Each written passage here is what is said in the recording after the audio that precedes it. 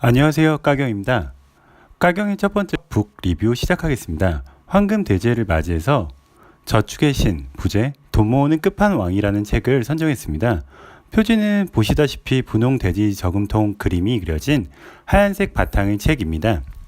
책 소개를 간략히 드리면 출판사는 다산북스에서 나온 책이고요. 2015년 7월에 초판이어서 한 3년 가까이 된 책이네요. 지인은 하마구치 가지아라는 사람으로 본인은 1979년생의 외국계 컨설턴트라고 자신을 소개하고 있습니다. 이 책을 한 줄로 요약한다면 대출금 4,860만 원이었던 저자 부부가 본인의 주업인 비즈니스 컨설팅 기법을 개인의 저축 전략에다 적용해서 7억 원의 저축을 모은 성공기라고 할 수 있습니다. 이제 자세히 내용을 한번 파보겠습니다. 저축의 신은 6개 파트로 나눠져 있습니다. 파트 1 무조건 아끼면 된다고 해서부터 파트 6 부부 중 하나가 쉬어도 끄떡없는 시스템까지 총 6개 파트로 나눠져 있습니다.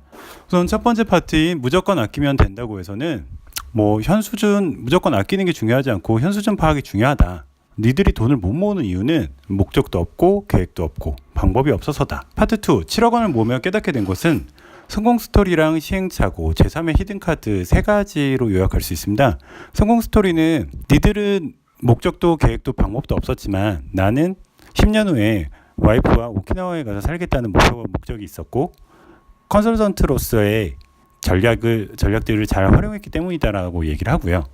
시행착오는 이게 조금 웃긴데 회수권 사건과 정기 온오프 사건을 얘기를 하는데 간단하게 얘기해서 회수권을 쓰면 카드로 틱 찍는 것보다 더 금액이 싼데 일본은 싸다고 합니다. 못 가봐서. 회수권으로 해서 하다 보니까 회수권을 챙겨야 되고 미리 구매도 해야 되고 여러 가지가 신경 쓸 일이 많아지는데 이 와중에 와이프분이 회수권을 잃어버려서 한 달에 10,000원 정도 세이브 하던 게 돈이 날라갔다. 전기 온오프는 전기값을 아끼기 위해 전기 파워 콘센트를 껐다 켰다 다 외출할 때 끄고 이런 식으로 하다 보니까 노후제가 걸려서 그런 걸로 부부싸움을 하면 이럴 바엔 차라리 노력해갖고 돈 아끼는 거 노력에 비해서 아끼는 금액이 너무 적다라는 얘기를 하고 있습니다. 이 부분은 꼭 책을 가지고 짠돌이 주변의 구두쇠 분들한테 한번 보여드리는 것도 방법이겠네요.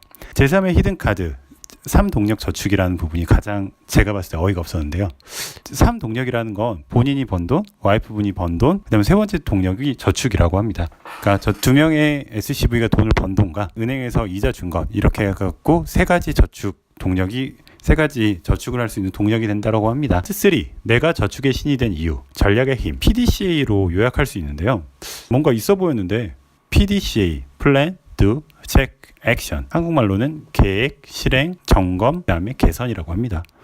그러니까 계획을 세우면서 계획을 실행해 나가면서 장기적으로 한 달에 한 번이든 분기에 한 번 또는 6개월에 한 번이라도 내가 옳은 방향으로 가고 있냐라는 걸 체크하는 게 중요하다. 제 생각에는 제가 저축을 한다라고 하면 얼마 모였나 매주 확인해 볼 것 같은데 이게 파트 3의 주요 내용입니다. 파트 4 부자 되는 저축 체질 7S 가계부의 12항목.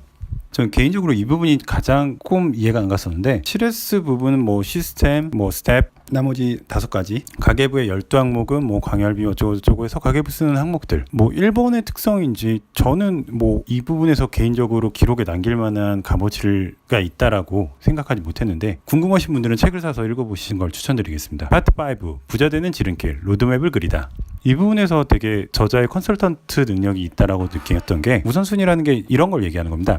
돈을 저축을 많이 하기 위해서는 수입이 증가하거나 지출이 최소화되는 게 그러면은 우선순위를 나눴을 때 수입 측면에서는 수입을 가장 크게 불릴 수 있는 가장 맥스 상태로 만들 수 있는 수입을 가장 크게 만들 수 있는 일을 먼저 해라. 그 다음에 지출 측면에서는 지출을 가장 줄일 수 있는 일을 가장 먼저 해라. 이게 우선순위랍니다.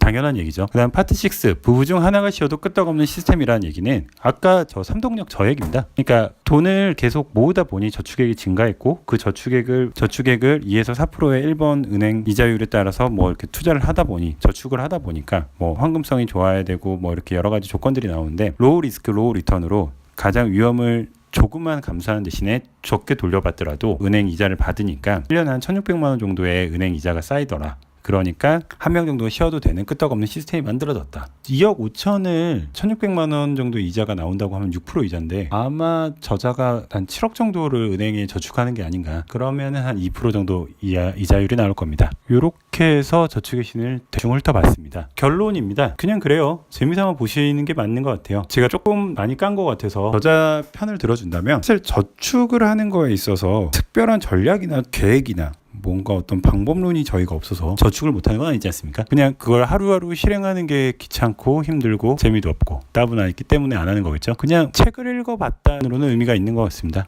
한번 기회 되시면 한번 읽어보시는 걸 추천드립니다.